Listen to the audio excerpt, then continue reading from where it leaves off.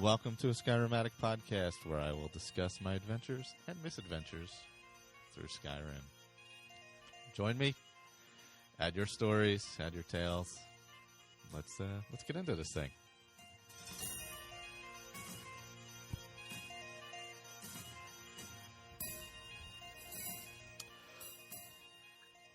And I didn't adjust my mic, and it's way below my face. We are back. Skyrim Addict podcast. I'm not sure the number is myself, and Marcus is here. Yeah, hi guys. And Colin has some noisy neighbors going on, so we're gonna yell at them at some point. We're probably gonna do a little roundtable feedback and just general stuff. This is the Stardew Valley podcast this week.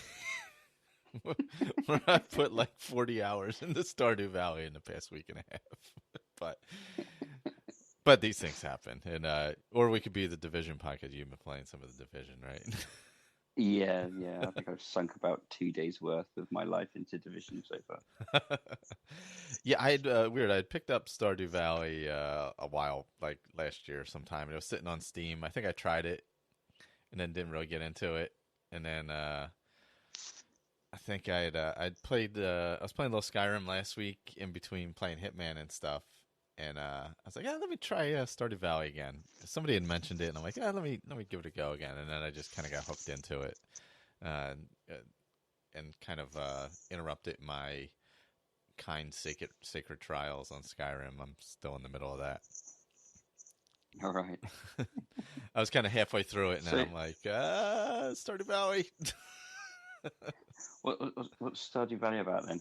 It's a top down. I think it's an indie game, but it basically you have a farm that you have to manage, and there's a little mine. It's a very simple game, but it's one of those ones that kind of just hooks you in.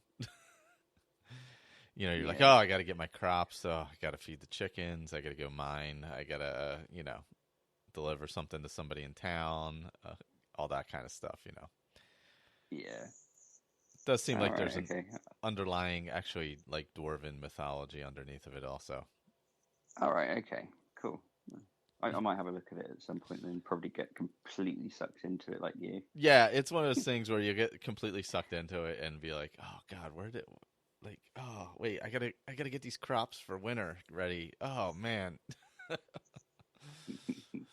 Oh, somebody on the Facebook group, like, kind of speaking of that in Skyrim terms. Somebody was mentioning about it might have been a topic like 2 weeks ago or so. I don't know. Like having the what are they called? Oh, settlement building, like in Fallout 4. And I'm like, man, I don't know. I don't know. I'm sure it would be nice as an option, but I'm like, I don't know if it works for the Skyrim, like not Skyrim, but the Elder Scrolls type character where you're a hero adventurer as opposed to somebody trying to survive, post the apocalypse. Yeah, I think they probably have to change the narrative a little bit just to try and fit it in. I don't think it would be quite the same. Yeah, because you're trying to survive in Fallout 4. You want to establish a town or a city or whatever, or a homestead of some type. Whereas in the Elder Scrolls series, it's generally you want to stop whatever big bad is coming down the way, or just go and adventure in general. So everything's a little bit more established in that sort of universe, isn't it? Yeah, and I don't know how it would be to be completely tied down to a settlement like that. I think it has its good points and its bad points. I think it'd be nice to have something like that at some point, but I just don't know whether or not it would appeal to me in that sort of context. Yeah, I didn't do it much. I did a little bit of it in the beginning of Fallout 4, before it got, like, with the cages and all that other crazy stuff. I did kind of the basic settlement stuff. I think the basic settlement stuff would be good. Like, it would be basically an upgraded version of Hearthfire or something like that. Where you could build, instead of just a house, you build, something like a keep or something like that. Yeah, like the Orcish strongholds or something like that, kind of like nothing too huge, but a little bit anyway, where you have something to go back to. I could see that working in some way where you would use that and it would unlock special abilities or something like that. Yeah. That would actually be pretty cool. And you Mm. could have some kind of trade going on, depending on where the series went or whatever. Mm. Oh, I forgot to mention this episode is brought to you by the generous fellows. We did a beer exchange with Plug and Play podcast with Zach and Tim. I did anyway. All right. And this is brought to you by the Vortex IPA that they sent me. So, Where's mine? if I could Mind send you, I one don't through, think they sent me like an amazingly great selection of beers from the west coast of the U.S. Yeah. Like large bottles, not like whatever 12-ounce bottles or whatever, but like Mm. big bottles. And I'm like, oh man, this is dangerous. Yeah, I can imagine. Mind you, though, I don't think I'd be feeling like drinking after last night, my dad's 70th birthday. So Yeah, you're still feeling yeah, last night. Yeah. yeah, just a little bit tender still. But it's like mead, Skyrim. Works well. Yeah. But next week is going to be the finale of the roundtable, the current one, where we defeat Alduin eventually, and all is well in Skyrim after that, unless you haven't finished the Civil War, and then all's not well because everybody's still at war. Yeah, I finished Civil War off. I think that was the first thing I did with my roundtable character. Yeah, I did too, and usually I don't usually do the Civil War all that often, and I went through it Stormcloak wise this time because I don't think I've done that. I think I did it the first playthrough I did was Stormcloak because I was like, oh yeah, that Empire. Oh, this Ulfric guy, he's a good dude. And you're like, wait. What you don't realize at that point is that both sides are very grey. Yes, they rather than definitely black and white. The whole entire thing is quite bad in some respects. But yeah, no, I'd never actually done the Civil War aspect of it ever. Oh no. Yeah, so that was the first time I'd ever done it. It was for the roundtable character. I've probably done it 3 or 4 times. It's not one of my go-to quests for sure, because it's so much go from place to place kind of stuff. Yeah, hop here, hop there, go find a carrier there, that kind of stuff. It's very, if you're fast traveling, you'll miss a lot, and if you're not fast traveling, it's really tedious. Yeah, I noticed that you were hopping around all over the place, and the only good thing about it is with being a rune mage like my character was, there were when you were clearing out all of the holds and stuff like that. I quickly figured out where all the spawn points were for the soldiers. Oh yeah. Where they pop up. Yeah. I'd literally just be turning left, firing one out in front of a door there, and then firing another one out in a door over the other side, and then just kicking between the two, and you were just seeing people drop left, right. Oh no! Oh, that's right. You were doing the runes also, like I was. Yeah. I kind of stole it from your character, and I was like, man, these runes are fantastic. I'm going to see you for plagiarism. There were times where I would lay runes down in places, go away, and come back, and they would explode on people. I was like, man, they last. Like, that is great. They do. Yeah, you put enough of them down in a rough area, and then you can just draw people in. Yeah. Yep. It definitely helped. I did use them in the spoiler alerts. I already finished the final battle in Sovngarde. Shock horror. Yeah, it's hard not to. I mean, because it's like everything kind of rolls into each other at the very end there. That quest line. So I was like, I gotta finish this. I can't leave this, or the quest is gonna break, and then it's gonna be a mess. But yeah, so I finished up, and with Alduin, I laid down a bunch of runes, and when he lands there at the bottom of that bridge, the spine bridge there, and everybody's down there. That was quite helpful. Although it didn't damage him all that much. I'm playing on legendary, so it didn't really dent him all that much, considering. No, it's literally like trying to take on a dragon with a toothpick. Really, at that point, isn't he? Just slowly chipping away at a scale at a time. Yeah, very, very slowly. And I have the. I took that perk where it doesn't do all the damage at once, where it's over time, and it didn't. It wasn't really. It's not really a next stage up, is it? Yeah, no, it wasn't really helping with that battle that much, but it was a fun battle nonetheless. I always liked that one. I wish you could spend more. I've never really explored Sovngarde, if there's any like thing hidden in there, chests or anything like that. I've never even looked it up. I don't think. I'm trying to... No, that's true. I don't think there's really. Yeah, I'm not sure if there's anything there, but other than some special foods or whatever. There's like the ox leg or something like that in the Hall of Valor. All right. And I don't really remember it very well. I've only ever sort of played that last bit like twice, to my knowledge, if I can remember. Yeah, afterwards you pretty much can decide to just head back or hang out there. But if you hang out there, there's not really a lot going on. It's Sovngarde, honestly.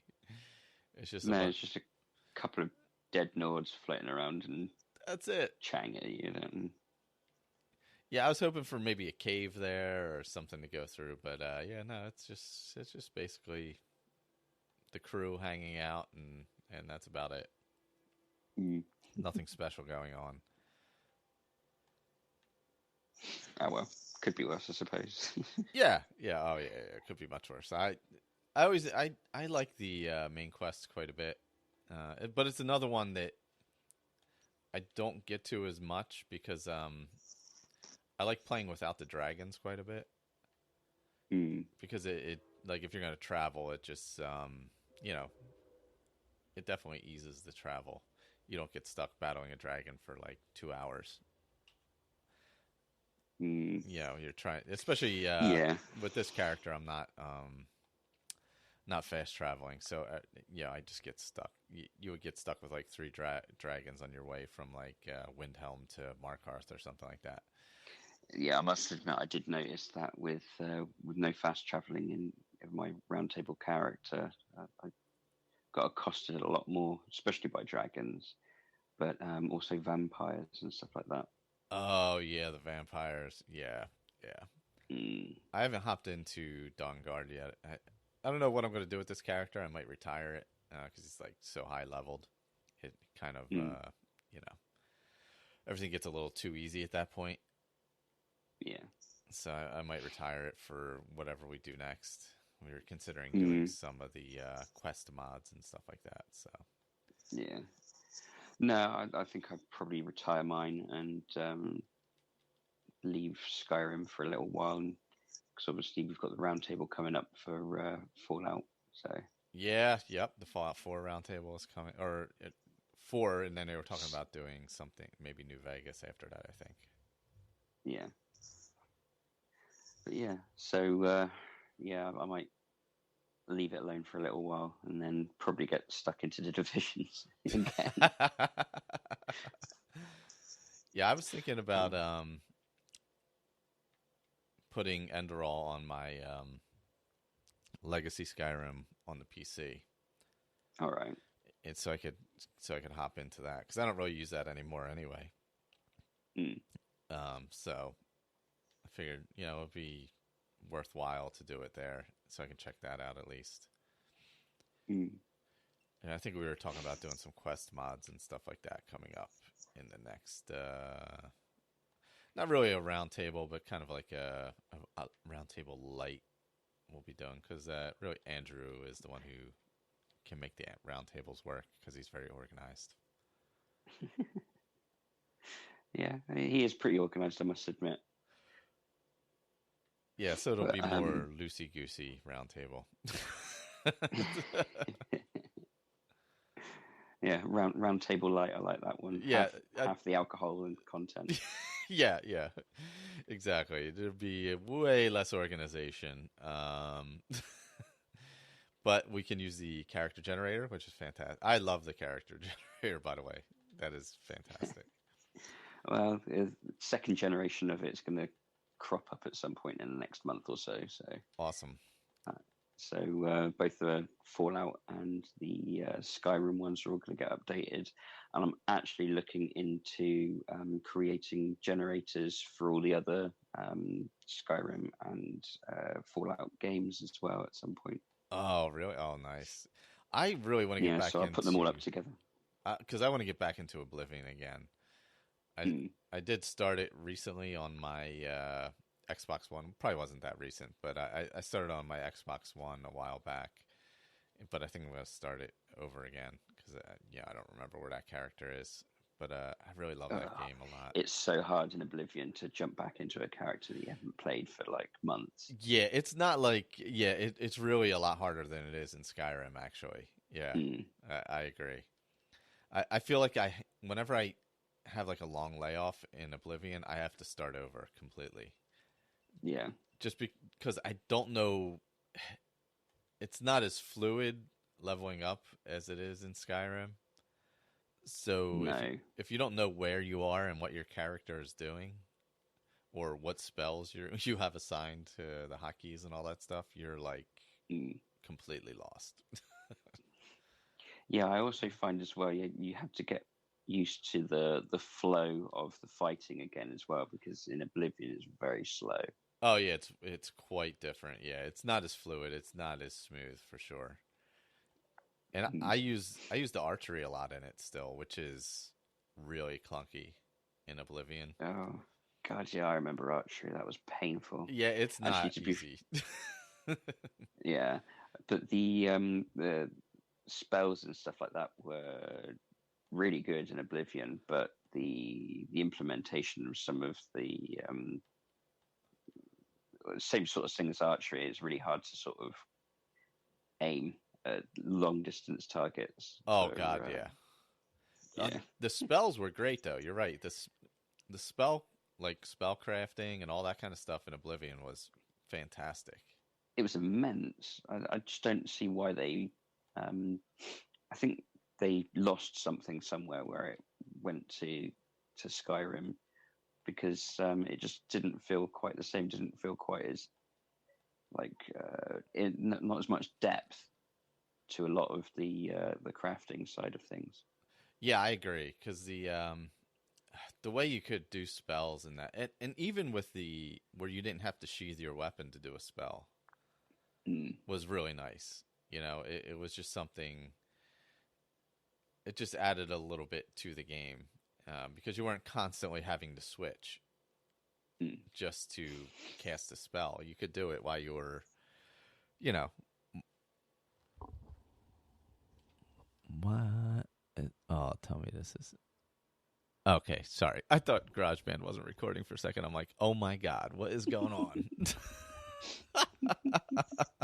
I just looked at it. It's fine. But yeah, that's fine. I just I really liked how you could use the spells. You could cast your healing or whatever, and you didn't have to switch from your weapon to the spell itself and all that. It was very simple. And I think that, and making your own spells, and although I think enchanting was a lot better in Skyrim than it was Oblivion. Yeah, I think I agree with you on that. I think they did get a better use of the enchanting in Skyrim. Although that chameleon enchantment in oh yeah. Yeah, where you could basically just like walk up to people and do whatever you wanted and nobody saw you. Yeah, no, I must admit, I think my my missus, she did that in one of her playthroughs. And I was watching it, I was like, this is just stupidly OP. Oh yeah, the chameleon was like way, ridiculous. I would say it's like the archery in Skyrim, because the archery in Skyrim is way overpowered. I mean, I love it, but it is like ridiculous when you're one-shotting stuff. You know what I mean? But I would say that was similarly overpowered in that way. Yeah, because you would put on that chameleon armor and you're just like, walking right through town and nobody sees you. Yeah. Just walk up to someone, steal their sword from their hand, yeah, yeah. hit them with it, and then walk off. You know where it's great because the Oblivion gates get a little, after you've closed like 45 of them, they do get a bit tedious, I will have to say. So if you're either really fast, like have that high acrobatics skill, or you have the chameleon armor, you can get through those things super quick. Yeah. Because you just either about 5 minutes, isn't it? Just go from straight from point A to point B, and then just close the gate and then go. Yep, that's it. You just sprint to the top, take the sigil stone, and go. Or what was it? The sigil stone that was up there, or was that the Allied ruins? I forget. But you close the gate, and that's it. You don't have to kill anybody. You just blow through it. You're done in like 2 minutes, and it's all good. Because there was only a certain number of those anyway, so the pattern kind of repeated when you did those anyway. Yeah. Yeah, I must admit, I never really enjoyed the Oblivion gates. Yeah, I think they're fun, like when you do the first couple, and then you're like, "Oh God, really? Are we doing this again?" And then as your character, gets a little more powerful. Anyway, they do get. You can only get so much loot, and you can't carry everything that's in there anyway, because there's so many things that drop things in there.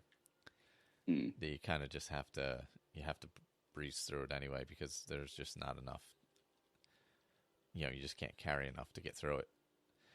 And you stopped moving in Oblivion, right? If you were overweight. I think so. Yeah. Yeah. You couldn't move at all. So long. Yeah. No. I think. Yeah, because you weren't slowed down. You literally just like you cannot move. Yeah. If you're over encumbered, you're like an anchor. You're a boat anchor on land, just sitting there, basically. Whereas Skyrim, you can overload yourself. You can be like carrying 5,000, whatever the weight measurement is in Skyrim. When you're supposed to only be carrying 200 and still be able to walk really slowly. Yeah, you've got the equivalent of 10 dragons sat on top of you, and you're slowly walking your way back. It only takes you about 5 years in game. Yeah, it does. Yeah, I've moved houses a few times where I've like loaded everything up. Like usually, if I go like Breeze Home to Lakeview, something like that. But man, it takes forever just to go that short distance. Couldn't you call a horse? Yeah, if you get a horse, you're good. That is true. Yeah, that probably would have made it a lot easier. Yeah.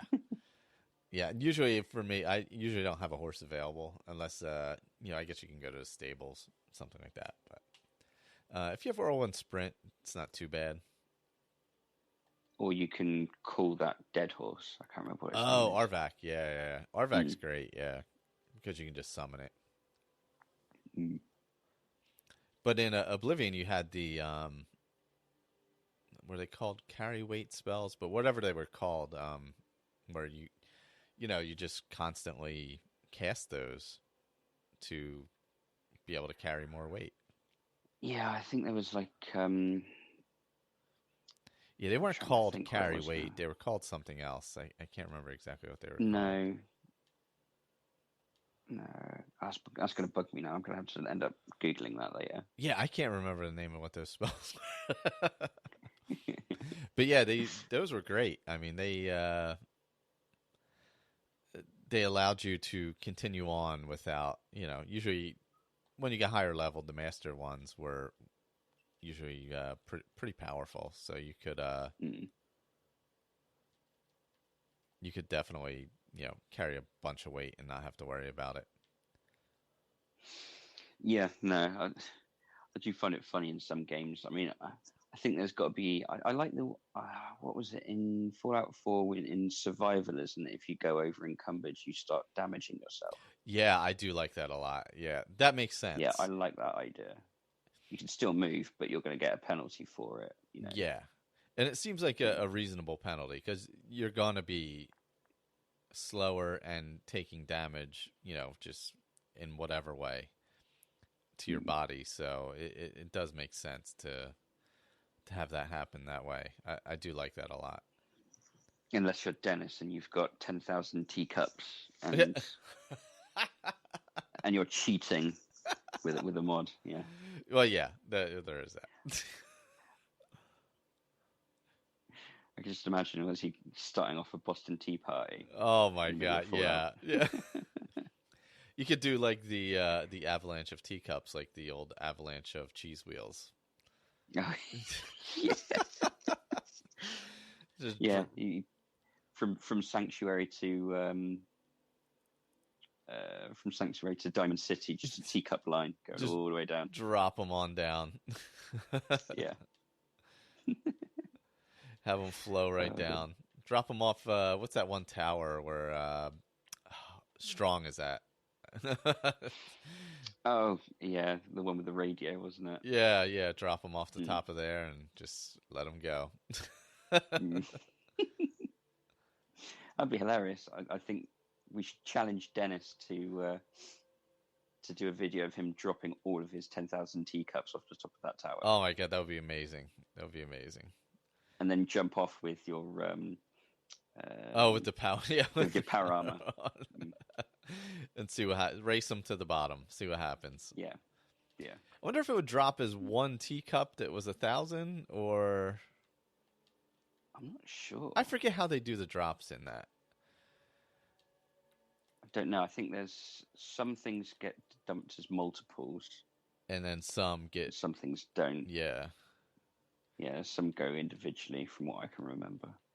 Did you ever do the duplication glitch in Oblivion?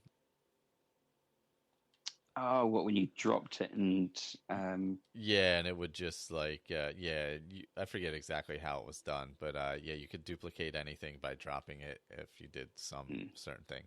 Because I used to do it with the scrolls. Yeah, I remember my partner doing it once at least. I used to do it like constantly on the 360 when it came out, and I had that cabin over by the Thieves Guild where was it the waterfront or something like that? I can't remember. It's like the waterfront area, but there's a little cabin over there. So I would go in that and then drop like 1,000 scrolls would slowly billow out. It was basically like when Andrew tests the limits of how many dead followers he can have, kind of thing. Yeah. Like it would, a frame a second would be happening, and scrolls, like 5,000 scrolls would be billowing out as I dropped one.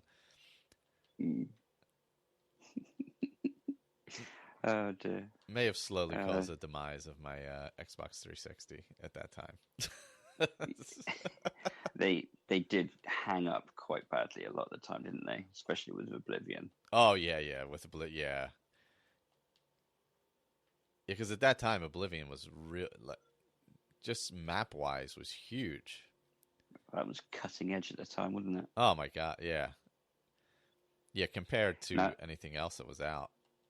Yeah, now you look at it and it's like a drop in the bucket compared to some of the map sizes you see these days. Yeah, that's an amazing thing. Some of the map sizes now are like 4 times that, and it's unbelievable. Or things like No Man's Sky, where it's like limitless essentially, planet to planet, and just completely limitless. Still haven't played No Man's Sky yet. I haven't played. It's getting better, but yeah, I haven't played the new update yet. The second one. I played a little bit of the first one. I enjoyed it from the beginning, but I mean, I can see why people were disappointed with it. But it seems like that those other updates added quite a bit to it. Yeah, I think they felt obligated at that point to try and put stuff in that they'd already promised it was going to be there. Yeah. I think that was the biggest problem: lack of communication and promising more than got there in the beginning. I mean, because it's quite an accomplishment what they did, but I think they True. oversold themselves a little bit. Yeah, That's there what. was a bit of sensationalism going on in their own team there that was doing a lot of the releases and stuff like that. I think they just went a little bit too far. Yeah, they got a little overexcited and oversold themselves a bit, but Mm. it seems like it's definitely getting a lot better. I got to hop back into it again, but that's another one where I feel like now I have to start over because it's like a whole different game. Yeah, no, I can understand that. I must admit, it's like when I started downloading the DLC for Fallout 4 with my character that I first started with, I did feel that I sort of missed some things because I was already that far gone in the game. Yeah. So I literally did end up just like deleting that character and then starting a new one up just because I'd got all the DLC at that point. And I Hmm. thought, well, I might as well run through it now. Yeah, because you at some point, like if you're far enough along in a character, it's hard to hop into the. You're either too overpowered or too far along in your own story to have it work. It seems. Yeah, no, I think for me, I think it was just the fact that I was way too overpowered. I could rock up and do automatron um, without even breaking a sweat. Yeah, see, I that's literally just yeah, waltzed through it with a pistol. yeah. Because if you're that powerful, it just kind of takes the challenge of the DLC out of it, Yeah. which is not something you want. That the whole purpose was for it to be a challenge again. Mm. Yeah, definitely.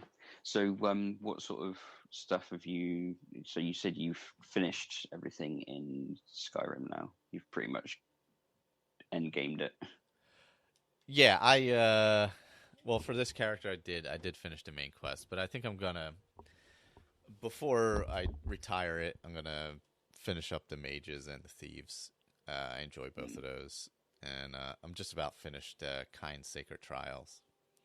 Mm. Um, I did I I started doing these little I did one so far, but these little mini episodes on if you follow Skyrim Addict on Twitter, Mm. uh, on this thing called Anchor. It's like an app now. Basically, you can just do a quick recording of stuff and automatically post it. There's all kinds of options to do with it, actually.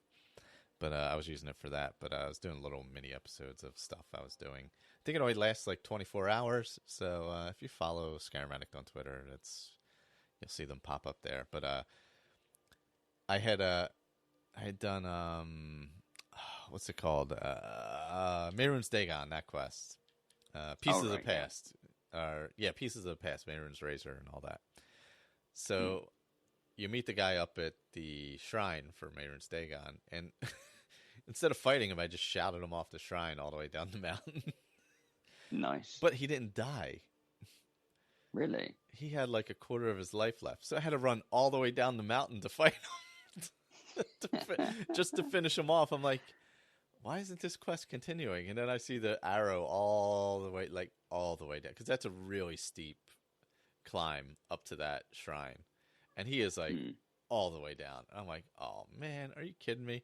So I had to run all the way back down the mountain, and meanwhile I'm freezing to death because I'm using Frostfall anyway, and I'm on top of a mountain. Oh, yeah. So Yeah. I had to run all the way back down, finish him off, and then run all the way back up, and then kill the two Dremora before I headed into the shrine and killed the Ugh. other two Dremora that were in the shrine. That didn't really work out very well, did it? Didn't work out as well as I'd hoped. I was like, he'll just be dead. I'll just shout him down the mountain. He'll be dead. I'll loot him on the way back out. And he didn't die. No. I guess because I was on Legendary, it didn't kill him. I don't know. So, That's quite funny.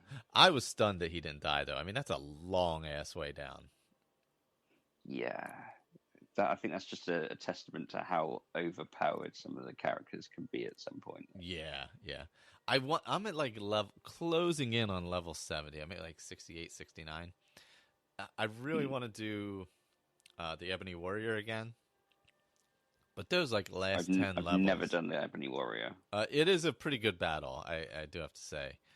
It's just those like last 10 or 11 levels to get to 80, 81 are really Mm, slow. I can imagine. I don't think I've ever got any of my characters over level 35, 40, something like that. Oh, really? Yeah. See, my first one, I maxed out everything before legendary, obviously, and I Mm. went to full 81, and then ended up battling the ebony warrior there up on the hill. It was a good battle for sure. So why does he come to attack you, or why do you have to go find him then? He kind of finds you in town once you hit that level. And it's like, he's like, I think from what I remember, it's been a while since I battled him. It's like kind of he's heard of you because, your exploits or whatever. And he doesn't believe that you're strong enough to beat him, essentially, kind of thing, from what I recall. Mm. So it's that kind of thing. Where he hears about your reputation and wants to take you on. So I think the first time Fair I enough. battled him, I killed him pretty quickly. But then I don't think I was playing on high enough level. Mm. So I'm going to be battling him in Legendary this time. But of course, I'll be laying out like hundreds of runes all around his body as he as he comes running at me. It catches fire. Yeah, that'd be hilarious. Which will be extremely entertaining, yeah. Yeah, you need to Twitch that. Oh, God. Yeah, you know what? I think I will. Well, I'm going to start grinding because I think I'm going to switch to two-handed and heavy armor because that'll help me level up a little quicker too because I haven't used those at all. So Yeah. But we actually do have one piece of feedback, roundtable feedback. You can send that to skyrimroundtable@gmail.com. The finale will be next week, and we'll be doing another wrap-up after that. Not the week after that because I'll be away, but maybe like second week of April, which I think is the only week I'm home, actually. So that should be easy scheduling because I don't think I'm home the 2 weeks after that either. So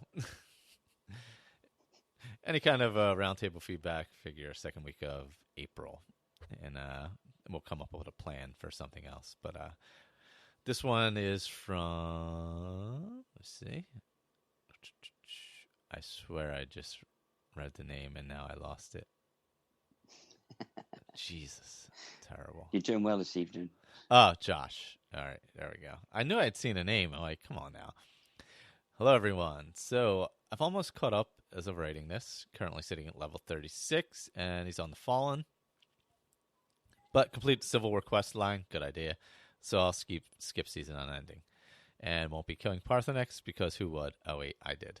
Let's see. And that was a terrible idea.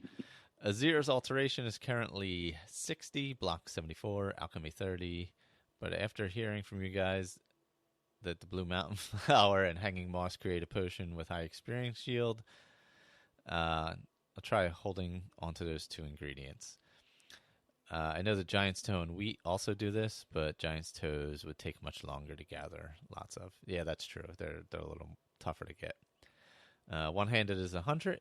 I don't think I'll legendary it for a while. Smithing and enchanting both 60-ish, and have changed it over to wearing heavy armor. Because if I have no penalty for armor, I may as well get the best I can get. Currently using Scimitar that Azir acquired from his brother, enchant it with shock damage, but hoping to dual enchant it soon. Spellbreaker is his shield of choice. I like Spellbreaker a lot. I've not used that one. Yeah, I use it. Right now I have the stone with the magic resistance I'm using, so the Spellbreaker actually gives me like almost complete. With everything I've got, it almost gives me complete magic resistance. Nice. The dry, yeah, like even Alduin was like blasting fire on me and stuff, and it was very minimal damage. Now the things hitting me out of the sky were doing damage. Yeah. Let's see. He's completed the Companions, Dark Brotherhood. Thieves Guild just met Carlia. Digit quests. He's done Azora, Periite, Hersine, Clavicus Vial, Hermes Mora, Mayrun Stegon, Meridia. Going to look to do Boethia soon to get the Ebony Mail. Yeah, that is the artifact for that. Let's see. College Winterhold's complete. Dawnguard, not started.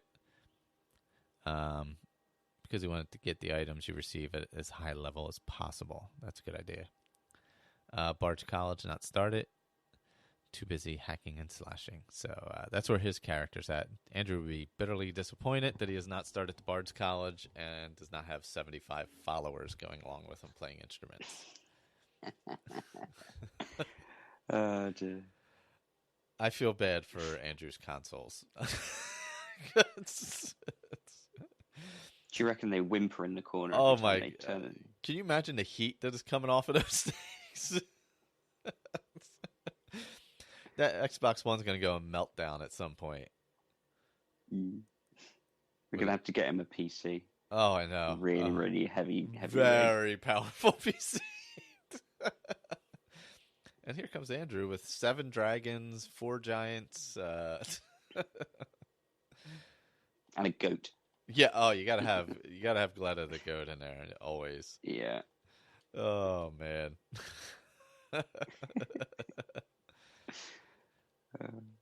But he does tend to play outside the box, doesn't he? Yeah. It's amazing how many different ways there are to play this thing. It's crazy how differently everybody plays it. That is one of the most amazing things about the game. It's still at this point. Like, you can hop back in after taking a bunch of time off and just play something completely different. No, I must admit there's a lot of scope to it for replay. So, and especially with modding and stuff, and now that it's on consoles, at least in some capacity, you're not getting obviously everything that you get on PC, but yeah, you can do quite a bit to change your character and change your story, all that kind of stuff. So there's a lot of versatility. I'm really glad they went and did the mods for consoles. I think that adds so much for everybody who plays on those. Definitely, I think that's opened up my eyes to a lot more different gameplay styles and stuff like that as well. Yeah, it's like simple things like Ordinator, which change the perks and all. Just it can make different types of character way more viable than they would have been in the past. Well, my character wouldn't have worked at all without Ordinator, really. Oh yeah, that's true.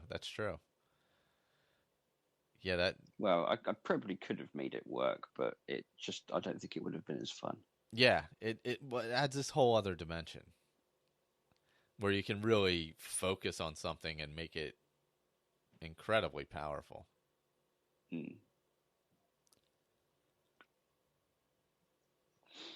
So, what level did he say that his character was now? Let's see. He is 36.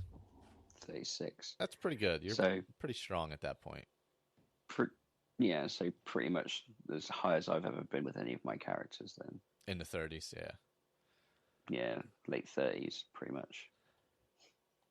Yeah, I just don't think I've never been one to sort of max out anything. I've just sort of like, I'll finish off this quest and then I disappear away from a game for a couple of months and I'll come back to it again. Yep. And then I'll start a new character. That's what I really have done recently. Like, I'll start a character just specifically to do certain things. And that's it, not to go through everything or anything like that. Whereas my first one was about just getting to every single thing I could possibly get to. Since then, it's just been, I'm going to start a thief character, or I'm going to start this type of character, whatever.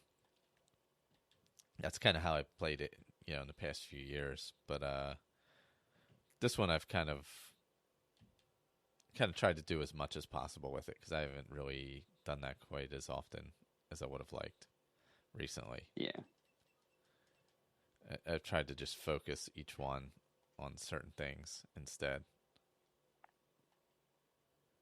So what's your favorite mod that you're using at the moment then? Right now, obviously I like Ordinator, but I'm running real light on the Xbox mods. I only have a few, maybe like 10. I'm really liking I really like Frostfall on there. It adds a Mm. dimension without it being a complete survival mode Yeah. that I think is really nice. Um, I don't even So know. does it not let you die then, or do you just end up having just negative values up against Um, certain stats or what? you do die if you freeze to death, but I mean, not like a. I would say it's not as harsh as the Fallout 4 survival mode, the one for Xbox One anyway. I know the Mm. PC one can be even more intense, but the one for Xbox One is it's strong enough where it can be really tough, especially when you're going to places like Hrothgar or you're up north trying to what's his name, the guy on the ice out there to do the Hermaeus Mora quest. Oh yeah, yeah. It can get really tough in those places because it is apparently really cold there. And you'll freeze to death Who would really have quickly. thought it? Yeah, who would have thought that it would be that cold way up north in the water while you're getting wet? Yeah. But it certainly makes you think, and especially if you're not fast traveling, it makes you plan a lot better. That I think that's something that I really like. What it's added to my game for sure. Mm. No, it's nice that it adds a dimension like that. I think one of my favorite mods, I think is it cutting room floor or something like that, or is Oh I can't yeah, remember if that. where it adds the pieces of quests that have kind of fallen by the wayside. Yeah, yeah. I think that sort of brought out a lot of interesting little side quests and stuff like that. That you could see the start of them when you were playing the game originally, but now they actually make more sense. Yeah, because they they're actually followed through with instead of just Hinted at, yeah.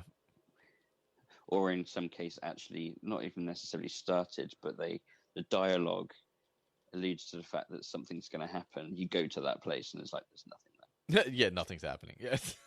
It's like, oh, this is disappointing.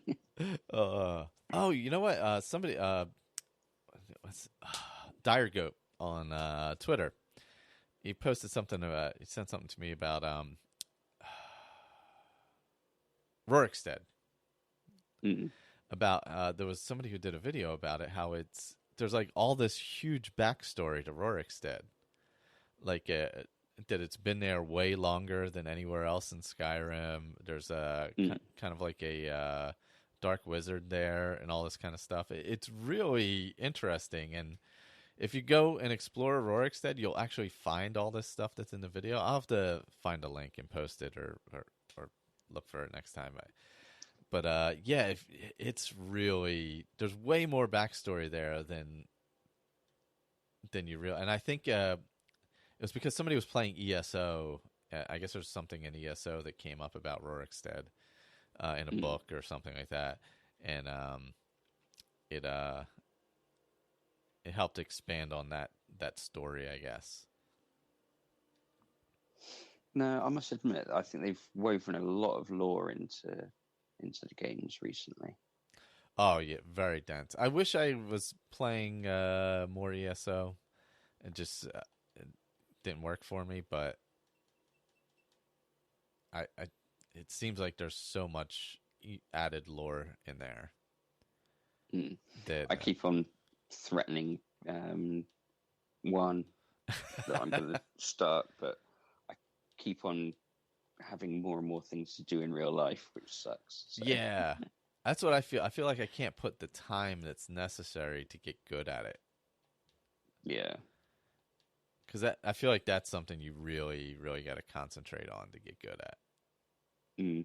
No, I agree with you on that one. Looking at how it sort of plays and all the rest of it, I just get that feeling that I'm not going to have enough time to play in it. I'm going to end up sort of getting into it for a little bit and then stopping for a long time, and then I'll go back to it and I'll be like, I don't know what to do. Yeah, that's my fear. I don't feel like it's something you can step out of and still have any idea what's going on. No, I think it's one of those games where you have to dip your toe in every now and then just to keep it fresh. Yeah, yeah. Otherwise, you're so far out of what's been going on that you're completely lost. I mean, I have it for Xbox One. I think I have it for PC also, but I definitely have it for Xbox One. So I may hop in and try starting over again and seeing in the next few months here. But I tell you what, then, if I get mine for Xbox, then we can start together, and then yeah, we because can sort of we'll both be lost together. yeah, exactly. We can help. We can be the blind leading the blind. Exactly. Yeah. Juan is like the master in in our crew for sure with ESO. Mm. I mean, I know Colin's played a bit of it as well, but I think Juan is like played way more than anybody else has. I think he balances his life, you know, between the two. Elder Scrolls Online and just general life. Elder Scrolls and beer. Yes. That sounds like a really good combination. It is. It actually is. Alrighty. Well, I guess that's all for this episode. Touched on some feedback, and if anybody has any more, send it in anytime. Really doesn't matter. It doesn't have to be on a specific schedule or anything. So if you catch the roundtables, in a few months down the road and want us feedback about it, go ahead. That's perfectly fine. It doesn't have to be on schedule with what we're doing. There's no. It's very loose here. with that Talk kind about of stuff. yourself, dude. Seriously. Yeah. I'm getting old, so everything's very loose. Is that why you do all your running? Yes, trying to yes. tighten everything back up again. Yeah, I'm trying to be able to still be moving while I have a young child. Yeah. You hit that point where you're like, my God, what the hell happened? But When did you become a climbing frame for children instead of actually a person? yeah, pretty much. Yeah, yeah. Like, sounds about right. Oh yeah, I can kick that ball, and then you feel it. Oh my God, it was a few months ago. We had set up the basketball net outside, and I was like, oh, it was set relatively low, and I'm like, I'm gonna dunk on it. And then the next day, I woke up. I'm like, my God, why can't I move my arm? Why? And I'm like, oh, that's right, because I'm an idiot. That's why. Because I had to do something I haven't done since I was like 25, and. And tried to. You thought you could do it exactly the same. Yeah, I'm like, this will go perfectly fine. Nothing could go wrong here. No, nothing. But you don't feel that until like a day later, and then you're like, oh God, that was dumb. Yep. Yeah, I feel that one. Oh man, I've done that a few times. All right, well, if make sure you check out the other shows, everyone. Fallout Feed. Let's Play Skyrim. We're coming to the end of the Companions quest line with Victor and his character. Got about 7 or 8 more episodes to go, I think. Not sure what's coming up next. Fallout Feed's doing Let's Play Fallout. That's right on the Fallout feed. Yeah, I think they're Pat's about episode 90 episodes in or something. Yeah, at least 90. By the time this comes out, it might be 95 episodes. You never know. He could drop 5 in one day. It's amazing. Jeremy's coming up on the 1-year anniversary of ASA Game Talk over there. I think that's next weekend. And yeah, there's Chatterbox we record once in a while. I don't know. Once a month, something like that. Talk. That's about all we do. You can check those out over at asapodcasting.com and follow the Fallout Feed and Skyrim Addict on Twitter. That usually the shows and stuff you'll know when we're recording live and things like that. So, and look out for the mini episodes that might be popping up over there when I remember to do them. And look out for the Stardew Valley podcast that I'll be starting next week after I get done my addiction of playing Stardew Valley. Stardew Valley Addict podcast will be coming in a week or so. You're gonna Twitch that. Yeah, I think the problem is though when you become like when you get engrossed in these games, there's really no time to record about them because you just want to play them all the time. That's why it took to like 2 years to start Skyrim Addict after Skyrim came out, because I was playing it for like 2 years and had no time to talk about it. Oh dear. Let's see. Alrighty, and I did have the closing music and I lost it, so we'll pretend it's there and I'll add it in later. All right, later, everybody. Bye. Thanks for listening to this episode of Skyrim Addict. You can find all of our contact information, YouTube channel information, as well as other shows over at asapodcasting.com, including our newest show, The Fallout Feed. Special thanks to Claire Lafar for the show's artwork. You can find her stuff at etsy.com/MayaFirePrints, MayaFirePrints. And a thank you to Dan Bull for the use of his music in the roundtable open and close. You can find him on YouTube or iTunes. Just search Dan Bull. Once again, thanks for listening, and later, everyone.